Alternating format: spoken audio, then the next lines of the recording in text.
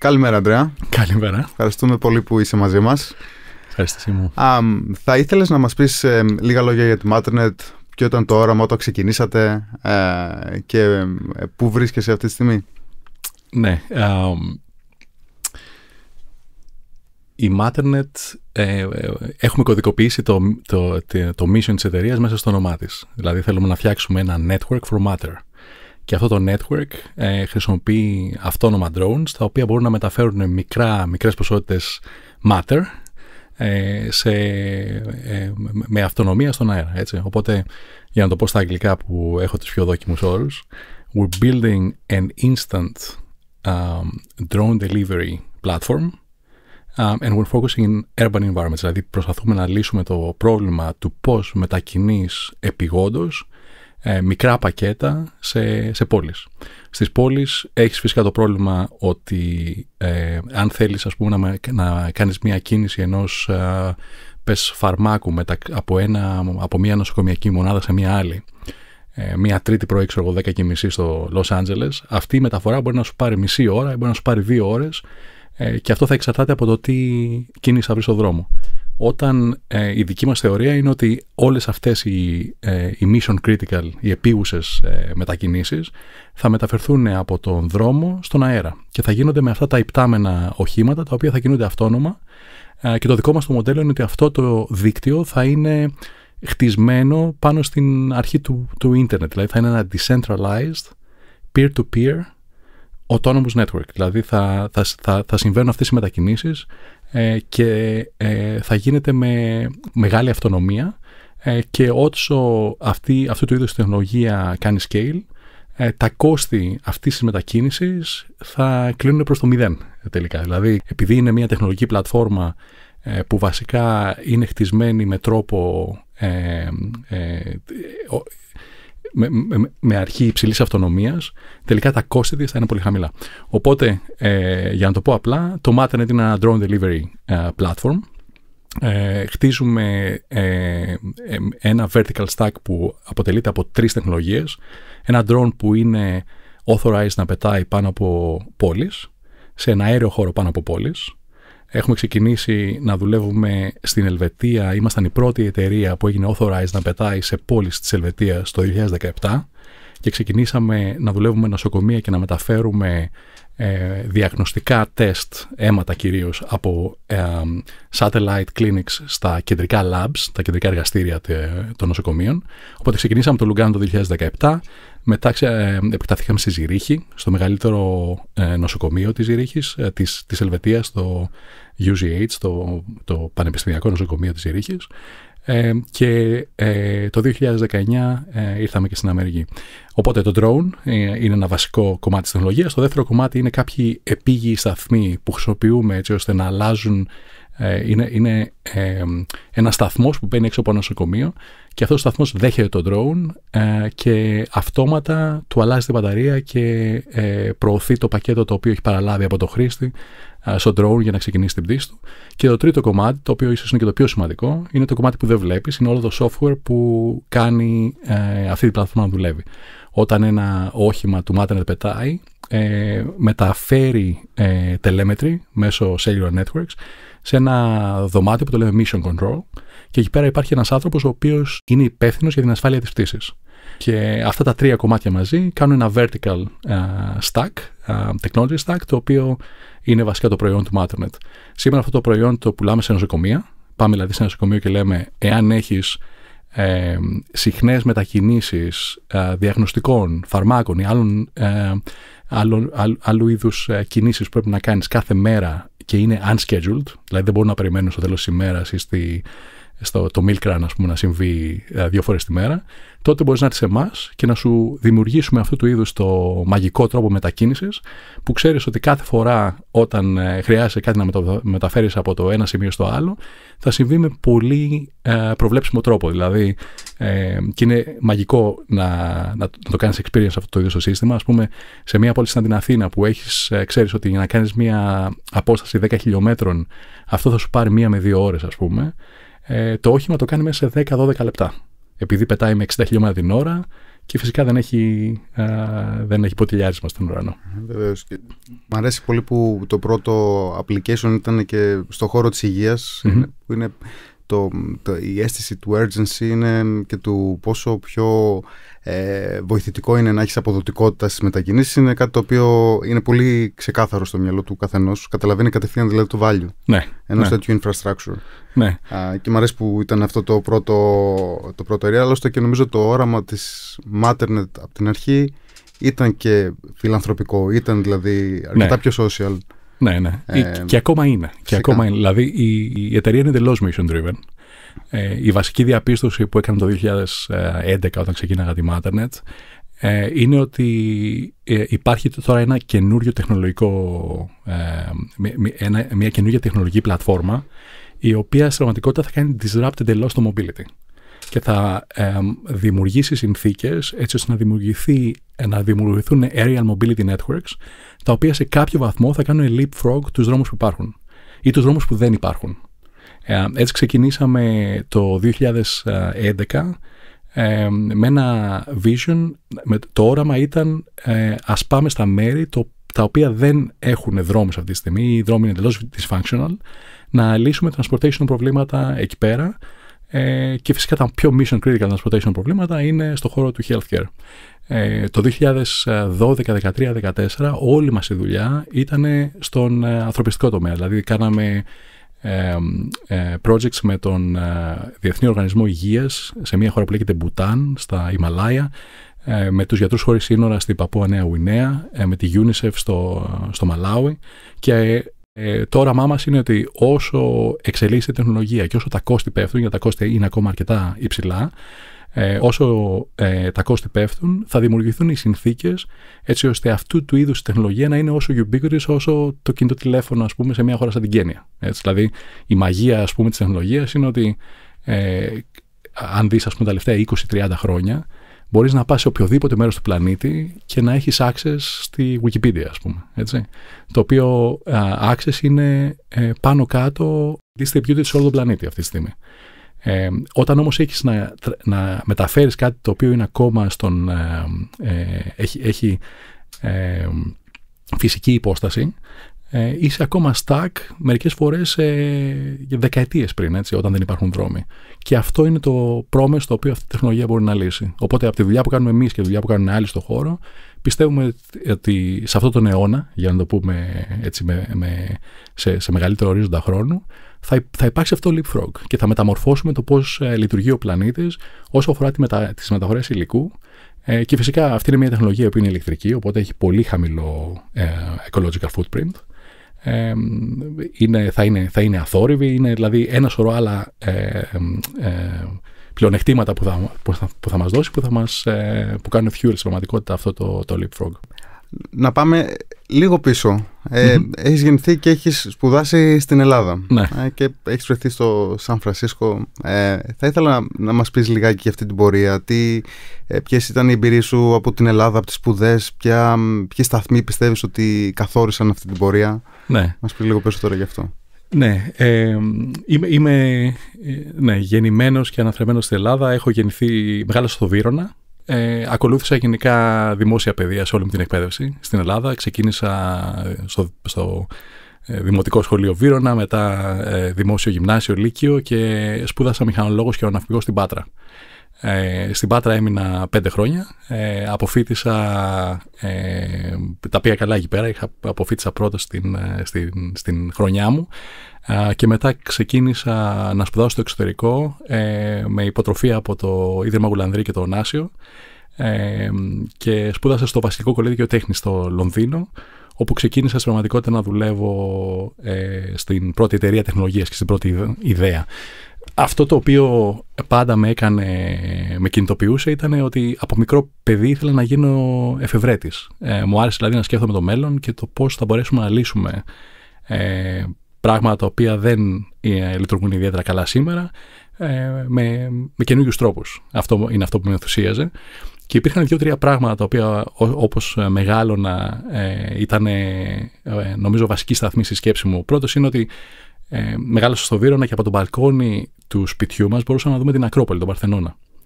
Και αυτό από μικρό παιδάκι μου είχε κάνει φοβερή εντύπωση. Πώς είναι δυνατόν να χτίζεις κάτι 2.500 χρόνια πριν και ακόμα να έχει επίδραση στις γενιές τόσο μετά το θάνατό σου. Έτσι. Και σκεφτόμουν ποιο θα είναι αυτό το πεδίο, ποιο θα είναι αυτό το μέρος στον κόσμο, το οποίο θα είναι σήμερα σαν την αρχαία Αθήνα. Έτσι το είχα τοποθετήσει στο μυαλό μου. Και αυτό νομίζω μου είχε δημιουργήσει από μικρός μία αίσθηση ότι θα ήθελα το πεδίο στο οποίο θα δράσω να μην είναι το πεδίο της Ελλάδας, αλλά το παγκόσμιο πεδίο. Αυτό ήταν ένας βασικός νομίζω σταθμός στη σκέψη μου. Ο δεύτερος σταθμός ήταν ότι όταν έχω γεννηθεί το 1974, νομίζω όταν ήμουν 8, 10, 12 χρονών, είχαμε 2 κρατικά κανάλια, έτσι, την ΕΡΤ και την ΕΝΕΔ, και θυμάμαι κάθε βράδυ για αρκετό χρόνο, σε κάποια περίοδο τότε που μεγάλωνα, βλέπαμε εικόνες από την Αιθιοπία. Και βλέπαμε πώς τα παιδάκια με τις πρισμένες κοιλιές και λοιπά, που δεν είχαν φαγητό να φάνε και λοιπά. Και αυτό μου είχε δημιουργήσει φοβερή εντύπωση. Σκεφτόμουν δηλαδή ότι πόσο δραματική επίδραση έχουν οι αρχικές συνθήκες που θα τύχει να γεννηθείς στο τι ζωή θα ζήσεις και αν θα ζήσεις. Και αυτό είναι το δεύτερο βασικό, ας πούμε, στοιχείο, το οποίο τελικά βρήκε ας πούμε, το δρόμο του και έχει εκφραστεί τώρα από αυτό που κάνω στο Matternet. Το τρίτο πράγμα ήταν η αίσθηση του excellence και του accomplishment. Από μικρός έπαιζα σπορ, έπαιζα handball και έπαιζα στην τοπική μου ομάδα στο Βύρωνα, στον Αθηναϊκό, και ήμουν αρκετά τυχερός να βρεθώ, ας πούμε, σε ένα περιβάλλον στο οποίο έγινα καλός αυτό και έπαιξα και με την εθνική ομάδα για αρκετά χρόνια. Μέχρι την εθνική νέων έπαιξα πριν αποσυρθώ για τις σπουδές μου.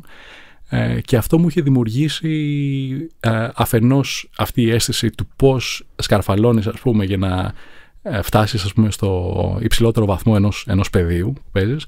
Και το δεύτερο είναι το πώς λειτουργούν οι ομάδες. Ότι στην πραγματικότητα φυσικά είναι εξαιρετικά σημαντικό να έχεις πολύ ισχυρή δομή σαν άτομο, αλλά μέσω της λειτουργίας μιας ομάδας μπορείς να καταφέρεις. Τέλος πάντων, η ψυχολογία της ομάδας είναι αυτή η οποία έχει διαμορφώσει σήμερα το πώς λειτουργώ, ας πούμε, και αυτή η ιδέα, ας πούμε, να δημιουργήσει μια εταιρεία, ένα σύνολο ανθρώπων που μπορεί να δημιουργήσουν κάτι πολύ μεγαλύτερο από ό,τι μπορεί να δημιουργήσει ένας άνθρωπος. Αυτά είναι τρεις βασικοί σταθμοί. Και εντάξει, αισθάνομαι εντελώς Έλληνας, αισθάνομαι ότι ζω στην Αμερική αλλά είμαι Έλληνας, και η αίσθηση της ελληνικότητας, νομίζω αυτό το συζητούσα με κάποιον, ότι εσείς οι Έλληνες έχετε κόμπλεξ ανωτερότητας, ότι επειδή, ας πούμε, βάλαμε τους θεμέλιους λίθους του σημερινού πολιτισμού, ας πούμε, ότι δεν χρειάζεται να προσπαθήσουμε και πολύ, κάναμε, ας πούμε, το καθήκον μας προς την ανθρωπότητα. Εγώ δεν το πιστεύω καθόλου αυτό. Πιστεύω ότι ο κόσμος αυτή τη στιγμή διέρχεται τέτοια τρομακτική αλλαγή, που η βασική αυτή θεμέλιοι λίθοι είναι εξαιρετικά σημαντική είναι πολύ σημαντικό να τους κοιτάξουμε πάλι τώρα, και πιστεύω οι Έλληνες με τον τρόπο και τη ματιά που έχουμε και την παιδεία μας μπορούμε να συνεισφέρουμε πάρα πολύ βαθιά σε αυτό. Από το Royal College of Art στο Singularity στη Silicon Valley. Ναι. Και μάλιστα, αν δεν απατώμε, η γενουσιουργός ιδέα της Matternet ήταν η επίλυση της παγκόσμιας πείνας. Σωστά. Ναι. Πώς έγινε αυτό το leap forward? Όταν ξεκίνησα στο βασικό κολέγιο Tech στο Royal College of Art στο Λονδίνο, αυτό ήταν ένα πρόγραμμα δομημένο, ήταν διετές master, το οποίο βασικά πήγαινες μέσα ως engineer και περνούσες από κάποιο είδους εκπαίδευση να καταλάβεις πώς κάνεις στην πραγματικότητα product development, user-centered, design-focused product development. Και η δεύτερη χρονιά μπορούσες να δουλέψεις σε οτιδήποτε ήθελες, και αυτό που επέλεξα να δουλέψω εγώ έγινε η πρώτη μου εφεύρεση και η πρώτη μου εταιρεία. Οπότε ξεκίνησα την πρώτη μου εταιρεία στο Λονδίνο, και εκ των υστέρων τώρα μπορώ να πω ότι ήμουνα στο εντελώς λάθος μέρος για να μπορέσω να ιδρύσω μια εταιρεία τεχνολογίας. Δηλαδή ήταν μια εταιρεία τεχνολογίας, και οτιδήποτε κάναμε τελικά ήταν πάντα με απόλυξη στην Αμερική. Δηλαδή το πρώτο μου business deal ήταν μια εταιρεία που λέγεται Herman Miller, η οποία πήραν license σε αυτή την τεχνολογία που εφήβρα, και με αυτούς δουλέψαμε κλπ. Οπότε στην πραγματικότητα ζούσα στο Λονδίνο, αλλά το πεδίο δράσης μου ήταν κυρίως η Αμερική. Αυτό κάποια στιγμή με κούρασε. Δηλαδή διαπίστωσα ότι δεν υπάρχει οικοσύστημα το οποίο εκεί μπορεί να με υποστηρίξει. Και αποφάσισα με πολύ πιο έτσι, αποφασιστικό ή συντονισμένο τρόπο να βρω κάποιο τρόπο να πάω στο Silicon Valley. Παράλληλα με αυτό το ας πούμε, προσωπικό ταξίδι, άρχισα να βλέπω και τι γίνεται σε αυτή την τεχνολογία, ας πούμε, με τα drones και το τι είδους disruption αυτό μπορεί να δημιουργήσει, και βασικά ξεκίνησα να μπήκα σε αυτό το χώρο σκεφτόμενος αν έχει δημιουργηθεί ένα καινούργιο τεχνολογικό layer ώστε να μπορεί κάποιος να φτιάξει ένα flying car. Με αυτή την ερώτηση ξεκίνησα. Οπότε σκεφτόμενος, ας πούμε, πώς θα βρεθώ στο Silicon Valley και πώς θα ξεκινήσω να δουλεύω σε αυτήν την εταιρεία, προσπαθούσα να βρω μια πόρτα για να μπω σε αυτό το οικοσύστημα, και εκείνη τη στιγμή έπεσα σε αυτά τα δημοσιεύματα από τον περίφημο Έλληνα, τον Πίτερ Διαμάντη, και την ομάδα εκεί πέρα στο Singularity University, που λέγανε για αυτό το μαγικό μέρος το οποίο μπορείς να πας, είναι ένα summer incubator στην πραγματικότητα. Οπότε 90 μέρες το καλοκαίρι, 3 μήνες στο κάμπους της NASA, στο Silicon Valley, και ότι ψάχναν, ας πούμε, committed και περίφημα μυαλά, ας πούμε, για να πάνε εκεί πέρα να εξερευνήσουν αυτές τις ιδέες. Οπότε έκανα application, με δέχτηκαν, πήγα εκεί πέρα το 2011 το καλοκαίρι, και εκεί ξεκίνησα το Matternet. Το Matternet έπρεπε, ο τρόπος με τον οποίο έχτιζες ένα project εκεί πέρα, έπρεπε να διαλέξεις πρώτα το πεδίο στο οποίο απευθύνεις και το πρόβλημα που προσπαθείς να λύσεις. Και είχαν αυτό το framework των grand challenges, δηλαδή what is the grand challenge you want to solve with technology. Και το grand challenge που διάλεξα εγώ ήταν extreme poverty. Και σκέφτηκα με ποιο τρόπο μπορούμε να δημιουργήσουμε συνθήκες leapfrog στο transportation πεδίο, έτσι ώστε να μπορεί μια οικογένεια η οποία μπορεί να είναι, ξέρω εγώ, στην Ρουάντα ή στο Μαλάουι, να συμμετέχει στην πραγματικότητα στην οικονομία. Αν σκεφτείς λοιπόν τι γίνεται αυτή τη στιγμή στον κόσμο που δεν είναι ακόμα ανεπτυγμένος, αφενός εάν μια παραγωγική οικογένεια έχει κάποιο πρόβλημα υγείας, πολλές φορές ακόμα και αν υπάρχει απλή λύση, δεν μπορεί να το αντιμετωπίσει επειδή δεν έχει access στο healthcare system. Αφετέρου, δεν έχει access στις αγορές. Και αν δεις τα στατιστικά στο χώρο των logistics, ας πούμε, κατά ανατόνο και χιλιόμετρο, στις χώρες αυτές πληρώνουν πολύ πιο πολύ από ό,τι πληρώνουμε εδώ πέρα στην Ευρώπη και στην Αμερική. Οπότε αυτή βασικά ήταν η συνθήκη πάνω στην οποία, το insight πάνω στο οποίο χτίστηκε το Matternet. Θες να μας πεις λίγο 2-3 πράγματα περισσότερα για την εμπειρία σου στο Singularity? Είναι ένα πανεπιστήμιο που το ξέρουμε αρκετά στην Ελλάδα λόγω του Peter. Ναι. Το καλοκαίρι που πήγα εγώ, το 2011, ήταν ένα μαγικό περιβάλλον. Δηλαδή, σκέψου 90 άνθρωποι οι οποίοι έχουν πολύ diverse backgrounds, δηλαδή από engineers, roboticists, από τη μια πλευρά, ας πούμε, ξέρεις, AI scientists, μέχρι και crypto, υπήρχαν 2011 παιδιά που κάνανε crypto, all the way, ας πούμε, σε δικηγόρους και business και άνθρωποι που είχαν κάνει successful exits με, ξέρεις, δεκάδες εκατομμύρια και πιο πολύ εταιρείες που πουλήσαν κλπ. Οπότε όλοι αυτοί βρισκόντουσαν σε ένα περιβάλλον που ήταν εντελώς reality distortion field. Και αυτό το περιβάλλον ήταν, έχεις ένα βασικό mission να χρησιμοποιήσεις τεχνολογία για να επηρεάσεις θετικά, με θετικό τρόπο, 1 δις ανθρώπους μέσα σε 10 χρόνια. Και αυτό είναι το context. Δηλαδή, τι μπορείς να κάνεις που θα φτάσει 1 δισεκατομμύριο ανθρώπους. Και επειδή υπήρχε αυτό το reality distortion field και αυτό το group energy, ας πούμε, αισθανόσουν ένα Superman εκεί πέρα μετά από λίγο. Δηλαδή, η πρώτη αίσθηση ήταν τι κάνω εγώ εδώ. Πρέπει κάποιο λάθος να κάνουν και να με επιλέξανε, γιατί όλοι αυτοί εδώ που βλέπω γύρω μου είναι πολύ έξυπνοι. Το δεύτερο ένστικτο ήταν ότι μπορείς να δημιουργήσεις κάτι στο οποίο sky is the limit, not even that. Αυτό είναι το μαγικό, ας πούμε, το πολύ ωραίο περιβάλλον που δημιουργούσε. Και επίσης ήσουν φυσικά στο κάμπους στην NASA, μέναμε στα bunkers, ας πούμε, που μένανε το crew της NASA και οι αστροναύτες όταν κάνανε training κλπ. Ο head of faculty ήταν ένας άνθρωπος ο οποίος έχει κάνει 3 spacewalks και ένας πολύ inspiring τύπος, Dan Barry το όνομά του. Ξέρεις, πολύ, πολύ μοναδικό περιβάλλον. Και μετά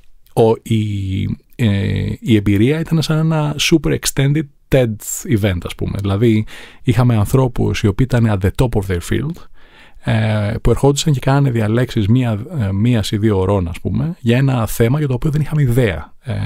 Ξέρεις, πιο πολύ, δηλαδή η φιλοσοφία του ήταν expose you to the breadth of what's possible rather than the depth of how do you make it possible. Έτσι. Και εντάξει, μαθαίνεις διάφορα εξωτικά πράγματα από νανοτεχνολογία, ξέρουμε όλο το 3D printing, τι γίνεται όταν αυτό το πας σε molecular scale, ας πούμε, και έχεις νανοτεχνολογία, μέχρι, ξέρω εγώ, space technology, colonization, cryogenics, beating aging, beating death, δηλαδή, ξέρεις, ήταν way out there ως περιβάλλον. Αυτό ήταν δηλαδή δημιουργήσαν ένα περιβάλλον στο οποίο κάτι που φαίνεται εντελώς τρελό, εκτός αυτού του περιβάλλοντος, εκεί πέρα θεωρούταν πολύ λογικό και φυσικά και θα το κάνουμε. Αυτό ακριβώς και το can do και think big attitude, νομίζω στο design phase είναι κάτι το οποίο σίγουρα στην Ελλάδα μπορούμε να το πάμε και να το αυξήσουμε κατά πολύ, νομίζω, στην κουλτούρα μας και στον τρόπο που προσεγγίζουμε προβλήματα. Και είναι εντυπωσιακό να βλέπεις πως όταν βάλεις ένα group ανθρώπων με αυτό το mentality να λύσουν προβλήματα, ότι πόσες ιδέες και πόσο innovation προκύπτει από αυτό το πράγμα. Ένα από αυτά να προκύψει και να γίνει εταιρεία, να γίνει ένα spin-off όπως η Matternet, the world has changed. Το οποίο είναι incredibly inspiring. Το βασικό προϊόν είναι το drone, ο σταθμός και η τεχνολογία.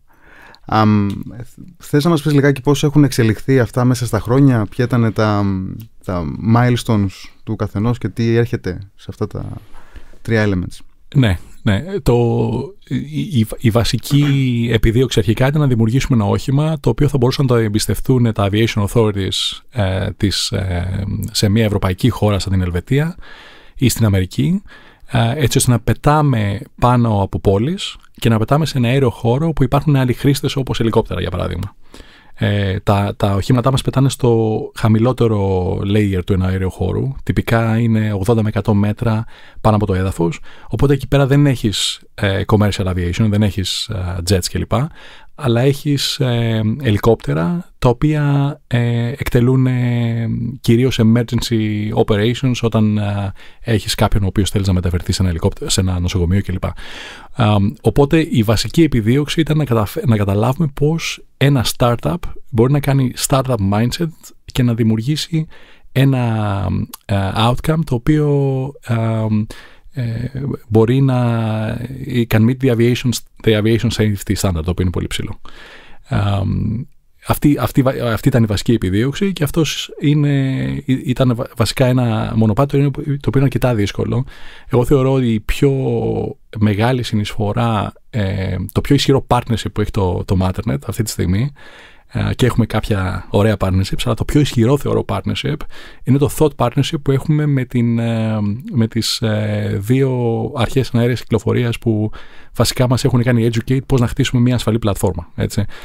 Και αυτό είναι το Federal Office of Civil Aviation στην Ελβετία, με τους οποίους αρχίσαμε να δουλέψουμε το 2015 και κάναμε achieve αυτό το World First το 2017. Δηλαδή το 2015 πήγαμε στην Ελβετία και αρχίσαμε και τους δείχναμε το σύστημά μας, και το οποίο είχαμε κάποιες βασικές υποθέσεις πώς μπορεί να λειτουργήσει και να είναι ασφαλές, και στην πραγματικότητα δουλεύοντας με αυτούς καταφέραμε να μας δώσανε το πρώτο authorization οποιοδήποτε για να ξεκινήσουμε πτήσεις πάνω από πόλεις της Ελβετίας το 2017.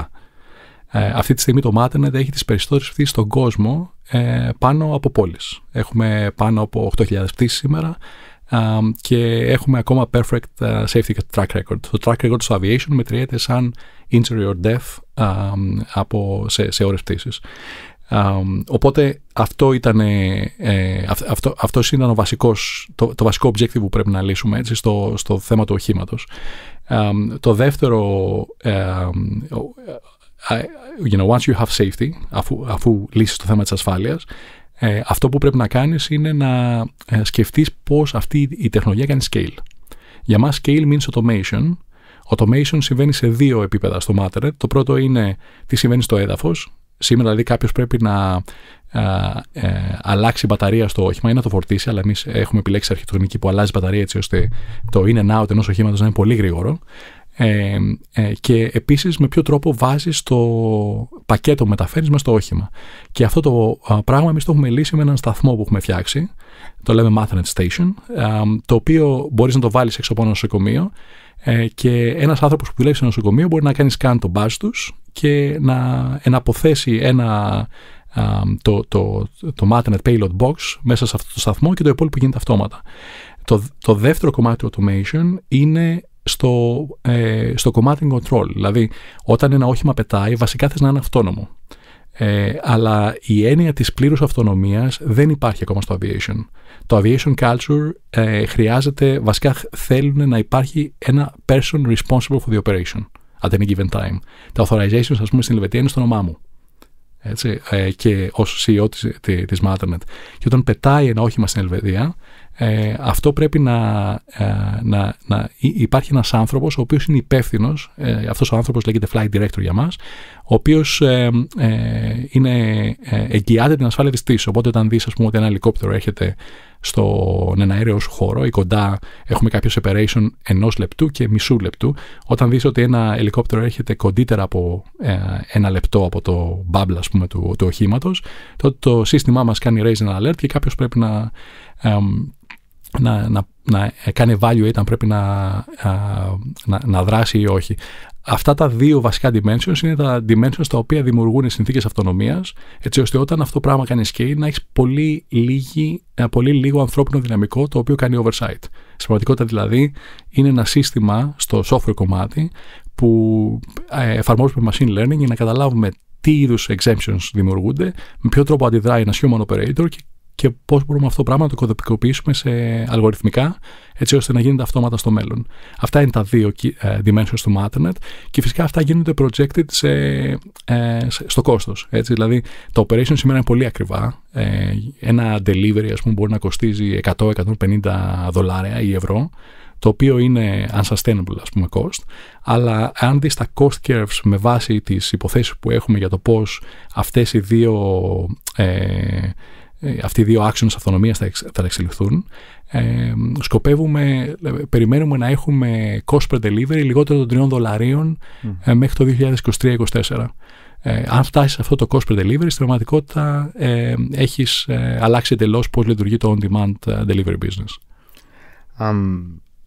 Και μίλησες και για πολλές συνεργασίες. Πραγματικά είναι κάποια από τα μεγαλύτερα brands, από τις πιο καινοτόμες εταιρείες, είναι δίπλα σας, έχετε ξεκινήσει από πολύ νωρίς να δουλεύετε μαζί τους.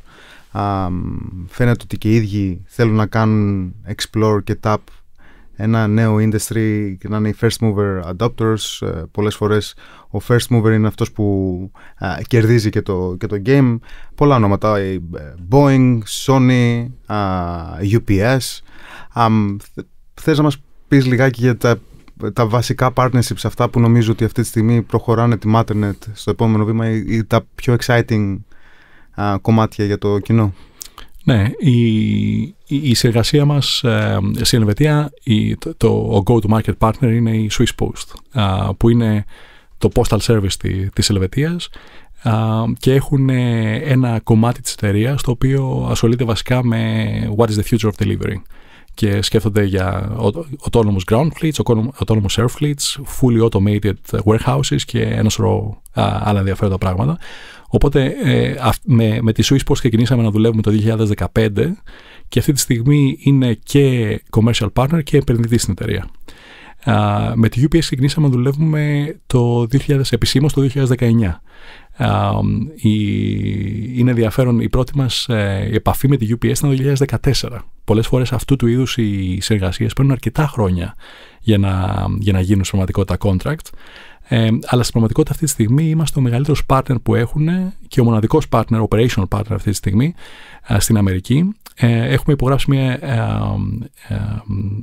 συμφωνία συνεργασίας που είμαστε exclusively engaged with one another, δηλαδή εμείς δεν μπορούμε να πουλήσουμε σε αμερικάνικα νοσοκομεία έξω από την σχέση μας με τη UPS και η UPS δεν μπορεί να συνεργαστεί με κάποιον άλλον. Είναι δηλαδή bi-directional exclusivity, και έχουμε ένα ορίζοντα 3-4 χρόνων που κοιτάμε να χτυπήσουμε κάποια milestones που είναι βασικά traction milestones, scale milestones. Φέτος σκοπεύουμε να έχουμε 10 δίκτυα σε νοσοκομεία της Αμερικής και μέσα σε επόμενα 2-3 χρόνια θέλουμε να κάνουμε scale up τουλάχιστον σε 50-100 δίκτυα. Και όταν το ενδιαφέρον με τη UPS είναι ότι είναι φυσικά τεράστια εταιρεία στον χώρο των logistics και υπάρχουν πάρα πολλές ευκαιρίες να εφαρμόσει αυτή τη τεχνολογία όχι μόνο στο χώρο που θεωρούμε εμείς ότι θα υποφεληθεί σύντομα, όπως ο χώρος του healthcare, αλλά και στο βασικό logistics chain που για παράδειγμα η UPS κάθε μέρα θα μπορούσαμε να κάνουμε deliver πάνω από 1 εκατομμύριο packages μέσω drone. Δηλαδή υπάρχουν πάνω από 1 εκατομμύριο πακέτα τα οποία είναι στο payload και στο weight και volume capacity του οχήματός μας. Δηλαδή λιγότερο από 2 κιλά και μέσα σε ένα όγκο ο οποίος μπορεί να μεταφερθεί από το όχημά μας. Οπότε στην πραγματικότητα το scale-up potential εκεί πέρα είναι τεράστιο. Φυσικά αυτές οι συνεργασίες είναι ιδιαιτέρως τρίκι μερικές φορές. Μιλάς με μια εταιρεία που έχει ιστορία πάνω από 100 χρόνια, στην περίπτωση της UPS. Είναι στο χώρο του aviation. Η UPS είναι μία από τις μεγαλύτερες αεροπορικές εταιρείες στον κόσμο. Έτσι. Δουλεύουν εδώ και πάνω από 30 χρόνια νομίζω. Φυσικά έχουν το Cargo Hub που έχουν στο Kentucky στην Αμερική και έχουν ένα συγκεκριμένο aviation culture το οποίο είναι πάρα πολύ σκληρό. Είναι πολύ δύσκολος partner. Και εκεί πέρα πάντα προσπαθείς να βρεις την ισορροπία. Ποια είναι η ισορροπία μεταξύ ενός πολύ robust partner από τη μία πλευρά που έχει πολύ ψηλό τον πύχη της ασφάλειας και του process και από την άλλη πώς μπορείς να έχεις flexibility και να είσαι fast mover ώστε να μπορέσεις να υλοποιήσεις την ευκαιρία που είναι μπροστά σου. Με τι ρυθμούς τρέχει η αγορά αυτή των drone logistics, drone delivery? Βλέπεις να είναι αυξανόμενοι ρυθμοί ανάπτυξης, είμαστε κοντά στη χρυσή εποχή για τα drones. Πώς βλέπεις την αγορά να πηγαίνει και πώς ανταποκρίνεται η Matternet, πώς χτίζεις τη στρατηγική σου σε αυτό το growth? Ναι, πιστεύω ότι αυτή τη δεκαετία θα δούμε αυτή την τεχνολογία να γίνεται mainstream. Δηλαδή μέσα στα επόμενα ας πούμε 5 με 10 χρόνια θα δούμε το drone delivery να γίνεται ένα mainstream transportation layer, πιστεύω. Αυτό που συμβαίνει με τον κορονοϊό είναι ιδιαίτερος ενδιαφέρον τώρα. Υπάρχει αυτό που λέμε στην Αμερική contactless delivery.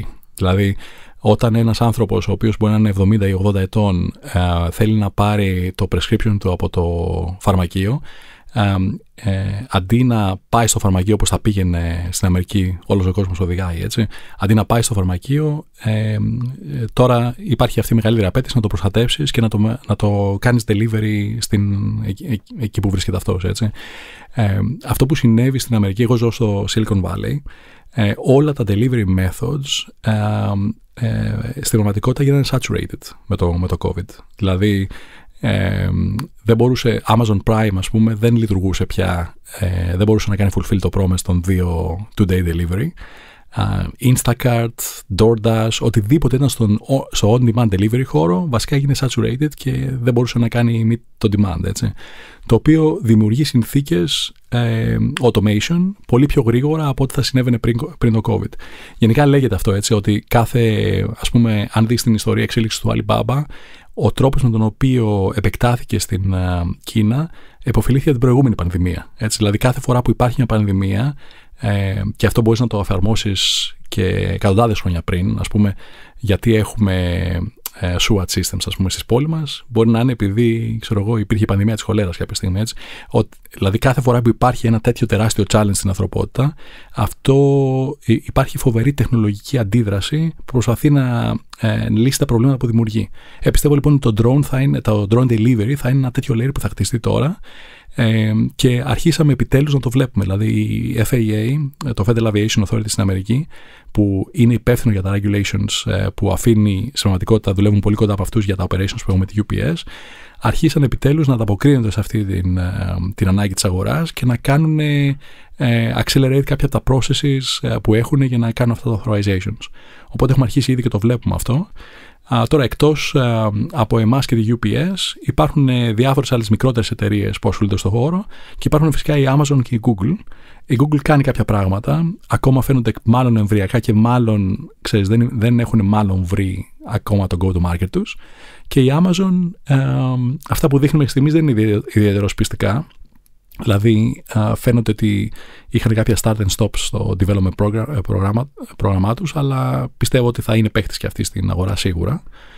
Και φυσικά έχουν φοβερή ικανότητα τεχνολογικής ανάπτυξης, οπότε τους υπολογίζουμε ότι θα παίξουν και αυτοί στον χώρο. Κάποια στιγμή νομίζω ότι θα φτάσουμε να υπάρχουν προσωπικά drones για τον καθένα, να μετακινούμαστε με μεγαλύτερο efficiency, με ένα dedicated σύστημα το οποίο θα είναι point to point. Πόσο κοντά νομίζεις ότι είμαστε σε αυτό, πώς βλέπεις αυτό να εξελίσσει την αγορά, πώς βλέπεις να μετασχηματίζει τον τρόπο που λειτουργούμε σαν κοινωνία? Είναι λίγο μεγαλύτερο εύρους η ερώτηση, αλλά νομίζω ότι εκεί αυτό είναι το destination και αυτό είναι που κάνει και exciting τον χώρο. Ναι, σίγουρα. Εγώ πιστεύω ότι το aviation industry βρίσκεται σε ένα μονοπάτι που είναι παράλληλο με τους προσωπικούς υπολογιστές πριν από 30-40 χρόνια. Δηλαδή, ας πούμε, το 1970 ένας προσωπικός υπολογιστής αρχικά ήταν ένα κτίριο, μετά έγινε ένα δωμάτιο, μετά έγινε ένα μεγάλο κουτί σε ένα δωμάτιο, μέχρι ας πούμε να καταλήξει σήμερα να είναι στην τσέπη οποιοδήποτε, έτσι, στο χέρι οποιοδήποτε. Αυτό πιστεύω θα συμβεί και με το aviation. Δηλαδή το aviation σήμερα έχει αυτές τις πολύ πολύπλοκες μηχανές, άμα δεις ας πούμε ένα όχημα της Boeing, έτσι, ή της Airbus, οι οποίες είναι operated από experts και έχουν πολύ low level degree of autonomy. Έχουν πολλά αυτόνομα συστήματα, αλλά στην πραγματικότητα θέλεις ακόμα expert user, ας πούμε, για να μπορείς να το χρησιμοποιήσεις. Και πιστεύω ότι τα επόμενα 30-40 χρόνια θα δούμε αυτό το migration που μπορούμε να σκεφτούμε, ας πούμε, ότι θα υπάρχουν προσωπικές μηχανές πτήσης, σαν ελικόπτερα, ας πούμε, τα οποία θα είναι εντελώς αυτόνομα και θα δημιουργηθούν καινούργια mobility services με βάση αυτά. Τώρα, νομίζω ότι αυτό που θα συμβεί είναι ότι αφενός υπάρχει φοβερή επένδυση στο χώρο αυτή τη στιγμή. Νομίζω η Boeing μιλούσε για τουλάχιστον 220 εταιρείες οι οποίες αυτή τη στιγμή προσπαθούν να κάνουν eVTOLs, δηλαδή Electrical Vertical Takeoff and Landing οχήματα, που είναι στην πραγματικότητα αυτά τα αυτόνομα ελικόπτερα, έτσι. Για να κάνεις certify ένα τέτοιο όχημα, το κόστος είναι περίπου $1 δισεκατομμύρια. Οπότε είναι σίγουρο ότι δεν θα καταφέρουν και 220 να εξελίξουν αυτά τα οχήματα. Και αυτό που φαίνεται ότι γίνεται είναι ότι αφενός εταιρείες σαν την Boeing και την Airbus εξελίξαν project. Αφετέρου, αυτό που γίνεται και είναι πολύ ενδιαφέρον σήμερα είναι ότι όλες οι εταιρείες αυτοκινητομηχανίας μπαίνουν στο χώρο γιατί σκέφτονται ότι το mobility εκεί θα πάει και αυτό θα τους κάνει disrupt.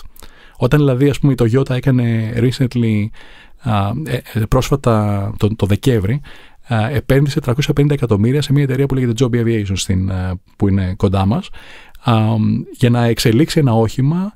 Και πάλι, ας πούμε, είναι παράλογο να περιμένει κανείς ότι το 2025 ή το 2028, ας πούμε, θα υπάρχει ένα mobility service, ας πούμε, στην Αθήνα, έτσι. Αλλά είναι μάλλον βέβαιο ότι αν επεκτείνεις το χρονικό ορίζοντα σε 2-3 δεκαετίες, είναι αναπόφευκτο. Έτσι. Και αυτό φυσικά είναι το ενδιαφέρον με την τεχνολογία και ειδικά τις disruptive τεχνολογίες. Φαίνεται παράλογο τώρα και αναπόφευκτο στο μέλλον. Και το ερώτημα είναι ποια θα είναι τα βήματα, ας πούμε, και οι συνθήκες που θα αφήσουν αυτό το πράγμα να συμβεί και θα δημιουργήσουν τις συνθήκες που θα μεγαλώσει. Οπότε υπάρχει τόσο μεγάλη επένδυση στο χώρο που θα το δούμε να συμβαίνει, και όταν συμβεί αυτό θα γίνει πραγματικά το όραμα αυτό που αναφέρω στο TED Talk του 2013, Leapfrog Roads, θα το δούμε να συμβαίνει και στο χώρο του personal mobility. Σε όλη αυτή τη διάρκεια συνήθως το mentoring και το να έχεις ανθρώπους δίπλα σου με τους οποίους μπορείς να τους ρωτήσεις πράγματα, να πάρεις τις συμβουλές τους, είναι άνθρωποι που θαυμάζουμε ή που έχουν καταφέρει κάτι το οποίο προσπαθούμε και εμείς να καταφέρουμε, βοηθάει. Έχεις χρησιμοποιήσει καθόλου το mentoring, έχεις ανθρώπους δίπλα σου που τους συμβουλεύεσαι? Ναι, βέβαια. Και φυσικά εντάξει, ξεκινάει από την οικογένεια, δηλαδή οι γονείς μου, ο αδερφός μου, τα δύο μου αδέρφια, στους στενούς φίλους, έτσι, γιατί πολύ από αυτό το ταξίδι είναι προσωπικό, οπότε στην πραγματικότητα χρειάζεσαι να έχεις αυτό το πολύ ισχυρό personal alignment πριν ξεκινήσεις αυτό το ταξίδι. Και στη συνέχεια αυτό που έχω διαπιστώσει είναι ότι τουλάχιστον η εμπειρία δική μου είναι ότι ξεκινάς με μια ιδέα η οποία είναι τρελή. Δηλαδή το 2011 όταν μιλούσαμε για drone delivery platform κλπ. Ήταν εντελώς τρελό, έτσι. Προ Amazon και προ όλο αυτό το mobility, του aerial mobility revolution που βλέπουμε τώρα. Αλλά αυτό που συμβαίνει είναι ότι φωτισμένοι άνθρωποι σε βρίσκουν και θέλουν να σου προσφέρουν τη βοήθειά τους. Και συνέχεια όταν εσύ αρχίσεις και σκέφτεσαι ότι έχω αυτό το συγκεκριμένο πρόβλημα, ποιος θα μπορέσει να με βοηθήσει να το λύσω, γενικά ειδικά τουλάχιστον στο Silicon Valley το culture around mentoring είναι πάρα πολύ ισχυρό. Και υπάρχει αυτή η αίσθηση give back και αυτή η αίσθηση του πώς μπορείς να βοηθήσεις κάποιον να λύσει ένα πρόβλημα που έλυσες εσύ πριν από κάποια χρόνια και παραλίγο σε σκότωσε. Έτσι. Ή σκότωσε την εταιρεία σου, όχι κυριολεκτικά.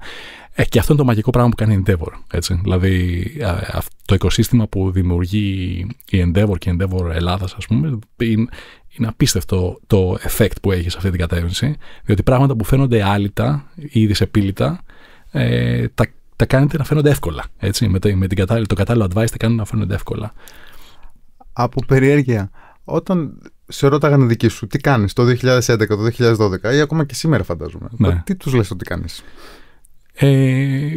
Είχαν καταλάβει αμέσως τι κάνω. Έτσι. Ένα από τα πράγματα τα οποία είχε συμβεί στο Matternet από την πολύ αρχή είναι ότι από την πρώτη ανακοίνωση ανακοίνωσα το Matternet, η παρουσίαση βγαίνοντας από το Singularity University ήταν στο Computer History Museum στο Silicon Valley τον Αύγουστο του 2011 και αμέσως μέσα σε μία εβδομάδα από αυτή την ανακοίνωση είχε γράψει για μας το Time, το CNN, ήταν δηλαδή non-stop το press interest, ας πούμε, το οποίο είναι ένα early form of validation, έτσι. Το οποίο εντάξει μετά είναι πολύ εύκολο να επικοινωνήσεις, σου δίνει το confidence, ας πούμε, να δείξει ότι αυτό που κάνεις έχει κάποιο βασικό, ας πούμε, attraction, ας πούμε, και κάποιο early validation. Είναι πολύ ενδιαφέρουσα γενικά, το έχω σκεφτεί αρκετά αυτό, ποιος είναι ο ρόλος του τύπου στις αρχικές εκφάνσεις μιας ιδέας. Έτσι, όταν η ιδέα αρχικά είναι πολύ εύθραστο πράγμα και υπάρχει ένας ενδιαφέρον, νομίζω, ρόλος του τύπου είναι να βρει αυτές τις ιδέες και να τις προωθήσει. Και αυτό σίγουρα έγινε στο Matternet. Οπότε ναι, από την αρχή η οικογένειά μου κατάλαβε ακριβώς τι κάνω και ήταν πολύ, πολύ excited, αν και καταλαβαίναν ότι είναι δύσκολο το εγχείρημα. Πολύ ενδιαφέρον το θέμα που θίγεις, κατά πόσο η δημοσιότητα μπορεί να είναι empowering και enabling στις αρχικές φάσεις μιας εταιρείας, ναι, ή και distraction μερικές φορές. Ναι. Εσείς βιώσατε μια αρκετά μεγάλου εύρους δημοσιότητα. Νομίζω ότι και το TED, η ομιλία σου στο TED, το κεντρικό event, ναι, βοήθησε σε αυτό. Θεωρείς ότι λοιπόν η δημοσιότητα σας βοήθησε στην αρχή τουλάχιστον να εξοικειωθούμε περισσότερο με αυτό που προσπαθούσε να κάνει Matternet? Ναι. Πολύ σημαντικό. Δηλαδή το story είναι ότι όταν έδωσα το TED Talk, το έδωσα τον Ιούνιο του 2013. Έκανε air το Νοέμβρη του 2013, 2 εβδομάδες πριν ανακοινώσει ο Jeff Bezos ότι η Amazon ενδιαφέρεται να κάνει drone delivery. Από αυτό το TED Talk, βασικά όλοι οι πρώτοι μας πελάτες από εκεί μας μάθανε. Ο Prime Minister του Μπουτάν το είδε και έβαλε το World Health Organization να μας πάει στο Μπουτάν για να κάνουμε τον πρώτο μας πιλότο εκεί πέρα. Το ίδιο με τους γιατρούς χωρίς σύνορα και πολλοί άλλοι το είδαν από εκεί. Οπότε στην πραγματικότητα υπάρχουν αυτές οι πλατφόρμες που έχουν κύρος και credibility, έτσι. Και όταν είσαι σε αυτές τις πλατφόρμες, στην πραγματικότητα έχεις αυτό το φοβερό μεγάφωνο για την ιδέα και φτάνεις πολύ περισσότερους ανθρώπους με αυτό, οπότε βασικά πολλαπλασιάζεις τις ευκαιρίες χρησιμοποιώντας αυτές τις πλατφόρμες. Κοιτώντας μπροστά, ποια είναι τα μεγαλύτερα στοιχήματα για τη Matternet στο μέλλον? Έχει αλλάξει καθόλου το όραμά σου ως προς το πού πρέπει να πάει η εταιρεία και ποιο θα ήθελες η επόμενη γενιά, κοιτώντας τη Matternet, τι θα ήθελες να δει ότι της έχει αφήσει? Αυτό που έχουμε καταφέρει είναι ο 9ος μου χρόνος αυτό το καλοκαίρι, και αυτό που έχουμε καταφέρει αυτά τα πρώτα 9 χρόνια είναι ότι βασικά είμαστε ένας από τους βασικούς players στο χώρο, έτσι. Δηλαδή έχουμε προωθήσει τον χώρο όχι μόνο μέσω αυτού που κάνουμε εμείς, αλλά και μέσω άλλων εταιριών. Υπάρχουν διάφορες εταιρείες οι οποίες, κάνα δύο από αυτές είναι αρκετά επιτυχημένες, οι οποίες γίνανε inspired από εμάς για να ξεκινήσουν αυτό το πράγμα. Οπότε, στην πραγματικότητα έχουμε ήδη συνεισφέρει στο χώρο, δημιουργώντας και κάνοντας accelerate το development σε αυτό το χώρο. Στην ιστορία του Matternet έχουμε διάφορα industry firsts. Δηλαδή ξεκινήσαμε με το first commercial medical delivery in Bhutan, first flight over people in Switzerland, first revenue generating operation in Switzerland that is ongoing, first revenue generating operation in the US, first US drone airline έγινε UPS χρησιμοποιώντας τη δική μας τεχνολογία. Μάλλον θα είμαστε η πρώτη εταιρεία φέτος η οποία θα πάρουμε type certificate, που είναι αυτή η πολύ υψηλή βαθμίδα authorization που παίρνεις πιστότητας από το Federal Aviation Authority, έτσι. Και φυσικά δεν σταματάει εκεί πέρα. Οι υπολογισμοί μας είναι ότι μέχρι στιγμής έχουμε κάνει serve κοντά στους 20.000 ασθενείς, μεταφέροντας δείγματα αίματος που τους ανοίγουν κλπ. Σκεφτόμαστε, OK, πότε θα φτάσουμε στους 100.000, πότε θα φτάσουμε το πρώτο million, πότε θα φτάσουμε το πρώτο billion, έτσι. Οπότε, παρά το γεγονός ότι η τεχνολογία είναι γενικά, ο ρυθμός ανάπτυξης και το traction είναι πολύ υψηλό, εμείς ακόμα θεωρώ ότι ξεκινάμε, επειδή βρισκόμαστε στο aviation industry που είναι γενικά αργό, και πιστεύω ότι τα επόμενα 10 χρόνια βασικά αυτό που θέλουμε να κάνουμε είναι scale αυτού του είδους το impact.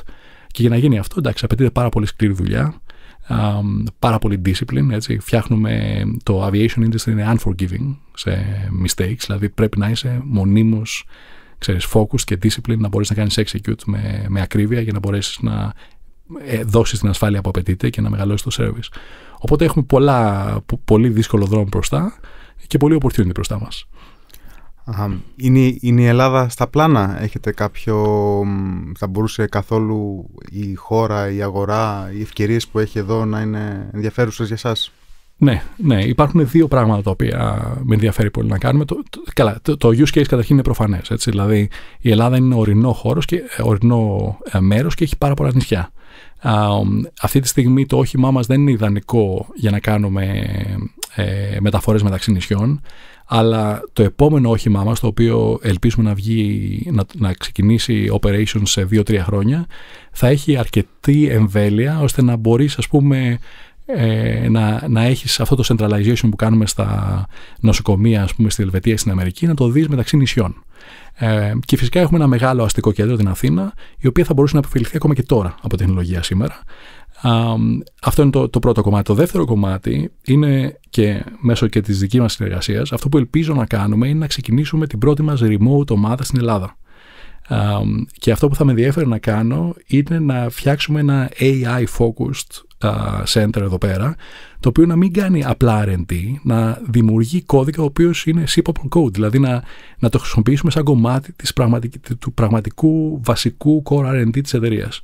Και υπάρχουν διάφοροι καλοί λόγοι γι' αυτό. Φυσικά υπάρχει πολύ ψηλό ταλέντο, κατά τη γνώμη μου, και δεν χρειάζεται να ανταγωνισόμαστε όταν ερχόμαστε να στήσουμε ένα κέντρο στην Ελλάδα με την Google και την Amazon και όλους αυτούς οι οποίοι εδρεύουν, ας πούμε, στο Silicon Valley, και υπάρχει αυτός ο τρομερός ανταγωνισμός για ταλέντο. Οπότε it pays both ways, ας πούμε, και πιστεύω ότι θα μπορέσουμε να το υλοποιήσουμε αυτό τα επόμενα 2 χρόνια.